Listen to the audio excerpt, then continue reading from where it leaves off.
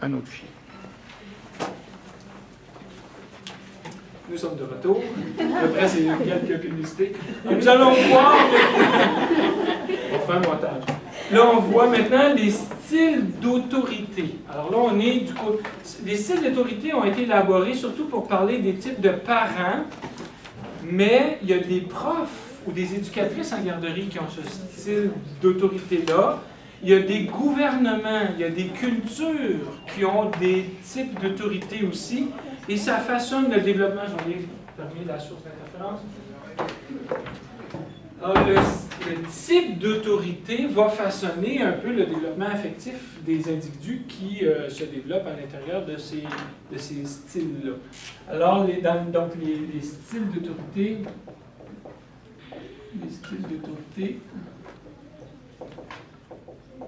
parentale. Moi, je mettrais parental entre guillemets parce que ça fait référence peut-être à des éducatrices, à des professeurs au primaire, au secondaire, peut-être au cégep. Peut-être que vous avez eu un... Oh, je vais pas mettre ça sur la question. J'étais pour parler des profs de soins ou des profs en stage. Mais en fait, de tout le monde. Je vise personne en particulier. Alors, il y a des styles d'autorité. Alors, grosso modo, il y a 3 styles d'autorité. Il y a des styles autoritaires. J'aime pas ce mot-là. Autoritaire, je trouve que c'est pas moi qui les ai choisis. Là. Il y a des scientifiques qui ont fait de la recherche qui ont appelé ça comme ça. Mais le style autoritaire, ça pourrait nous suggérer que je trouve que tu es autoritaire, c'est pas correct. Je préfère le mot autocratique. Autocratique, ça veut dire qu'il n'est que dans l'exercice de son pouvoir. Alors ça, c'est le premier, le style autoritaire. Le deuxième, c'est le style permissif. Et le troisième, c'est le style démocratique.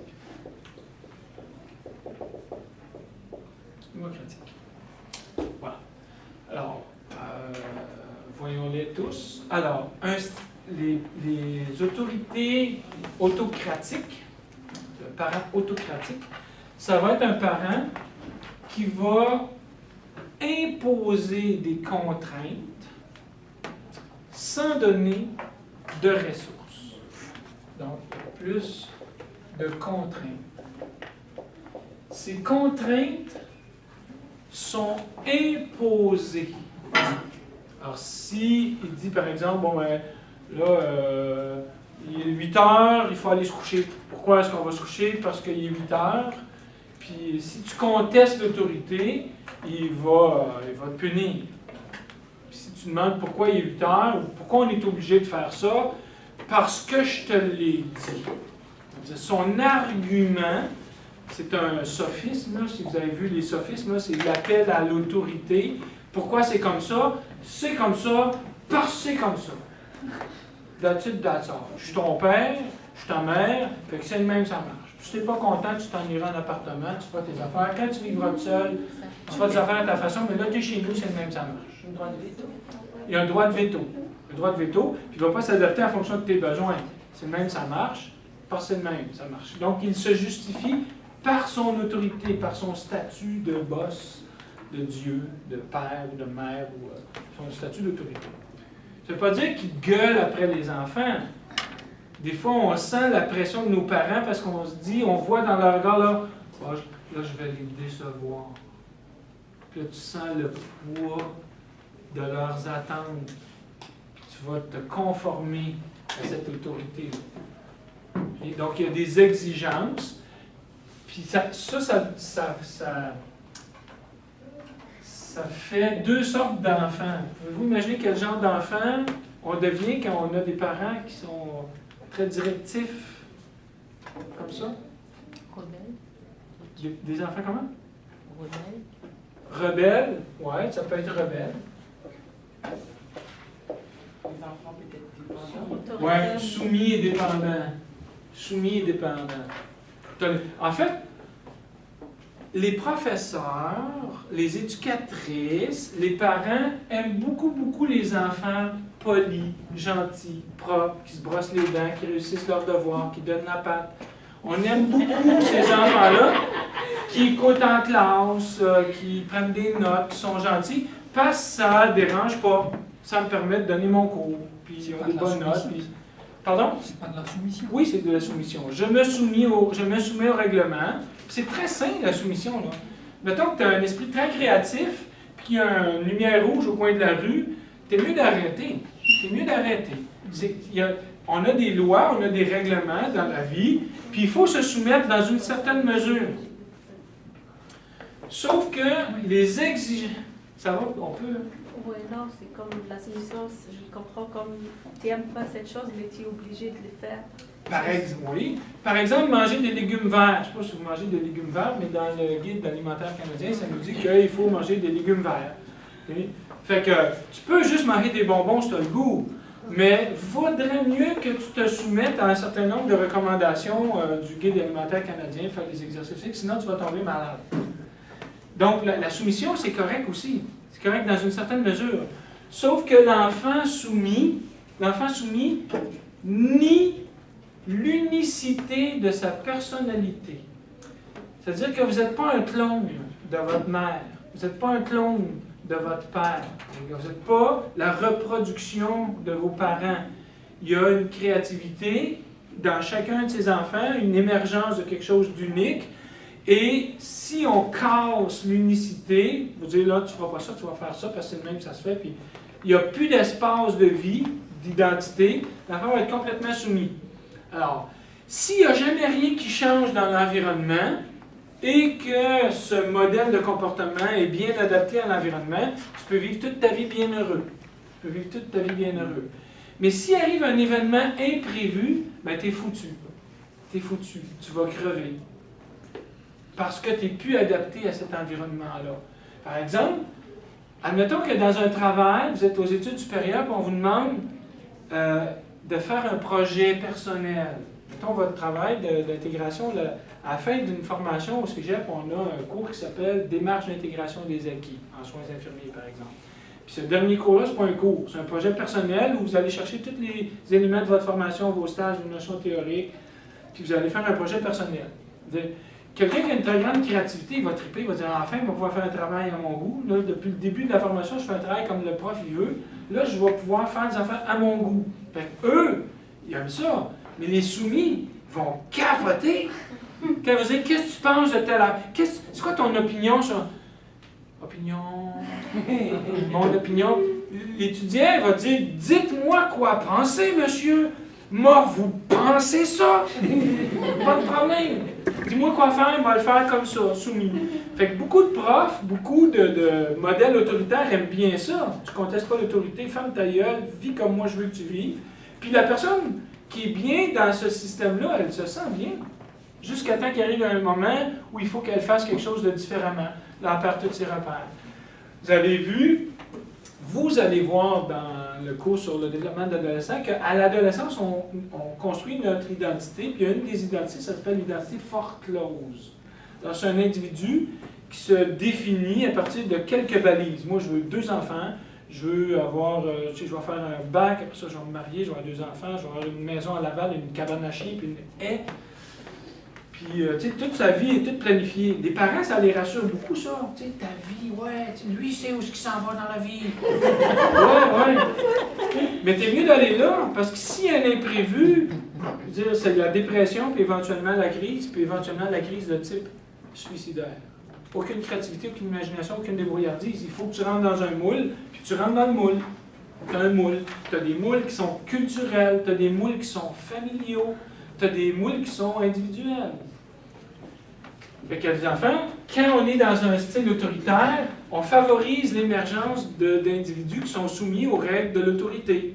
Puis, tant et aussi longtemps que tu fermes ta gueule et que tu obéis, il n'y aura pas de problème. Il n'y aura pas de problème. Mais aussitôt que tu émerges avec une pensée par toi-même, ben là, tu déranges. Là, tu vas avoir de la pression. Là, les enfants soumis sont condamnés à une absence de créativité, une absence d'adaptabilité et éventuellement des dépressifs de type suicidaire. Alors que le rebelle, l'autre type d'enfant qui peut émerger d'un style autoritaire, c'est l'enfant qui se rebelle contre l'autorité. Le père, il dit, toi, ma fille, tu vas rentrer en 9 heures. Fait que, elle veut pas, non, je vais sortir. Tu vas rentrer en 9 heures. OK, il va rentrer en 9 heures. Fait que là, le lendemain matin, à 9 heures, elle rentre. Puis elle va dire, ah, excuse-moi, je pensais que tu allais dire 9 heures du matin. Fait que l'enfant va mentir, elle va fuguer, elle va casser des vitres dans la ruelle, elle va mettre des graffitis partout. Elle conteste l'autorité. Fait que le parent, le prof, le ministre vont pas aimer ces enfants-là qui coûtent cher de matériel, qui nous grugent d'énergie. Mais cet enfant-là choisit de vivre. Alors que celui-ci, le soumis, a choisi de ne pas vivre, de mourir. Ça va être toi qui vas vivre en moi, mais moi, je ne vis pas. Je vais croire tout ce que tu vas me dire de croire. Je ne vais jamais rien contester. Je vais tout gober. Je n'ai aucun esprit critique. Je fais ça. Et pour moi, c'est la vérité. Et c'est le vrai, c'est le bon. Et il n'y a aucune pensée réfléchie qui se produit chez cet individu soumis. Il y a copier-coller un système de pensée. Alors que le rebelle, il va se rebeller, puis il va même casser des affaires qui sont belles. Il va tout rejeter en bloc. Fait que lui, ça lui coûte très cher individuellement. Et ça coûte cher aussi à la société. Lui, il ne coûte rien, mais il n'y a pas de salaire. Et les gens oscillent entre les deux. Le style permissif, si le style d'autorité parentale est de type autoritaire, c'est une domination des contraintes, quel serait le style permissif? Pas de contrainte. Donc, il y aurait plus de ressources. Vous vous souvenez le concept de zone proximale de développement, là? Contrainte égale ressources. Alors lui, on lui donne des ressources. Alors, ce que l'enfant veut, on va tout faire pour qu'il puisse le faire. Autant dans le style autoritaire, c'est le parent ou l'éducateur ou la police ou le prof ou je ne sais pas trop qui est le seul roi et maître. Dans le style permissif, le seul roi et maître, c'est qui? C'est l'enfant qui est roi et maître. Fait que l'enfant veut encore 5 minutes, papa. OK. Après 5 minutes, encore 5 minutes, papa. Ah, OK. Là, je fais 5 minutes, là. Mais OK. Donc, le parent va peut-être énoncer quelques règles, mais c'est du vent, ces règles-là. Il ne va pas nécessairement les appliquer. Parce que l'enfant, il est tellement beau. Tellement. Fait que je vais faire tout ce qu'il veut, cet enfant-là. Mettons, si tu ne manges pas tes légumes verts, si tu ne finis pas ton assiette, tu n'auras pas de dessert. Puis là, l'enfant ne mange pas son assiette. Puis là, avant d'aller se coucher, est-ce que je peux avoir une collation? Puis là, le parent dit, ouais, pauvre petit, il n'a pas mangé pour souper, il faut qu'on donne une collation. C'est quand même. Et toi, qu'est-ce que tu veux comme collation? J'aimerais ça avoir de la crème glacée. Bon, alors il y a des produits laitiers quand même. Le parent va se trouver une sorte de pirouette intellectuelle pour se soumettre à l'enfant. Alors, ça fait quel genre d'enfant? Ça fait des enfants rois. Des enfants rois qui vont s'attendre à ce que tout le monde soit attentif à leurs besoins à eux. Ils vont vous demander, mettons que tu fais un travail d'équipe avec ce genre de personnes-là, ils vont toujours demander vos notes de cours, vos réponses aux amis. Puis quand vous allez leur demander quelque chose, pas le temps. Moi, je peux pas, je voudrais bien, mais je suis centré sur d'autres choses. Je dois m'occuper à cultiver la mousse qui pousse dans mon nombril. Donc, il s'attend toujours à tout. Le prof a un petit peu de sévérité, un petit peu d'exigence. Capote le prof! Il refuse systématique de toutes les contraintes, de toutes les exigences. J'ai perdu un point, pas parce que j'ai perdu un point, mais parce que le prof il m'aime pas, parce que le prof est méchant, c'est qu'elle ne sentait pas faire. Toujours l'attribution externe. Il ne prend pas sa responsabilité, toujours l'attribution externe. On connaît quelques personnes. Alors, le parent démocratique, comment vous le décririez par rapport aux contraintes et aux ressources? Les contraintes sont en équilibre avec les ressources. Donc, il y a des contraintes, ça veut dire que le parent démocratique, il est aussi autoritaire. Il y a des exigences. Alors, tu vas te coucher à 8 heures, ma fille. Tu vas te coucher à 8 heures. Pourquoi? Pas parce que je suis fatigué, pas parce que je suis ton père, pas parce que c'est de même, mais parce que tu as besoin de sommeil. Les contraintes vont toujours être centrées sur les besoins de l'enfant. Je t'impose des contraintes, mais c'est pas pour te dominer, c'est pas pour te manipuler, c'est parce que tu as besoin de ça. On a besoin de certaines contraintes dans la vie. On a besoin de manger des légumes verts. Mettons, l'enfant dit, je veux pas de légumes verts, j'ai ça des légumes verts, encore des petits pois, mes cœurs, c'est carré, manger des petits pois. Là, tu peux dire, bon, ben écoute, tu n'as pas le choix de manger des légumes verts, mais je vais te donner le choix de t'en trouver un à ton goût. Fait que toi, tu n'aimes pas les petits pois, fait que Jacob, il n'aime pas les petits pois, mon fils, Jacob. J'aime les petits pois de toute sa vie. Moi, j'adore les petits pois. Fait que j'avais une petite tendance à manger plus souvent les petits pois que d'autres choses. Il y a plein de gens qui n'aiment pas les petits pois. Okay? On n'est pas tous pareils. Okay? Mais moi, j'aime ça, les petits pois. J'aime tellement ça, je boirais ça à la canne. C'est vrai. Mais Jacob, pas capable. Il décrit ça juste la façon dont il me le décrit, ça me lève le cœur. Mais oui, je comprends qu'il n'aime pas ça. Mais il faut que tu manges des légumes verts. T'sais, on m'a dit ça, moi, puis je ne suis pas ça. Fait que là, il a décidé que c'était des brocolis, parce qu'un brocoli, c'est plus inspirant qu'un petit pois, ça fait crunch-crunch, puis on n'est pas obligé de les cuire trop, parce que quand tu cuis trop les brocolis, c'est comme des petits pois. Fait qu'il faut que ce soit un petit crunch-crunch. Fait que quand on mangeait des légumes verts, que ça tombait avec des petits pois, j'y faisais des brocolis en même temps. Pour que... Donc, j'accepte de te concéder un certain nombre de choses, mais il y a un certain nombre de choses sur lesquelles je ne concéderai pas. Là. Ça va? Donc, équilibre entre les contraintes. Il y avait une main levée. Mais est-ce que le style démocratique, il ne peut pas se développer pour être un style autoritaire? Par exemple, si l'enfant refuse de dormir, puis tu donnes toutes les explications nécessaires, mais il faut que l'enfant dorme. Ouais. Est-ce que c'est pas autoritaire? Ouais. En fait, souvent, le parent ne va pas donner les bonnes contraintes ou les bonnes ressources parce qu'il est centré sur lui, à l'âge que vous avez. Or, on a vu, par exemple, dans le développement cognitif, que l'enfant comprend des choses un peu différemment. Fait que là, vous avez justifié votre intervention en lui donnant les explications nécessaires. Bien, les explications, quel âge est là, cet enfant-là? Vous ne pouvez pas donner les explications nécessaires. Il faut que vous procédiez de façon sensorimotrice pour l'amener à dormir bien. Et non pas par un discours. Tu n'expliques pas à un enfant de 2 ans. Non, 12 comme ans. 12 ans. OK, à 12 ans, OK, excusez. À 12 ans, il pourrait comprendre un certain nombre de choses. Puis il pourrait avoir un certain nombre de contraintes.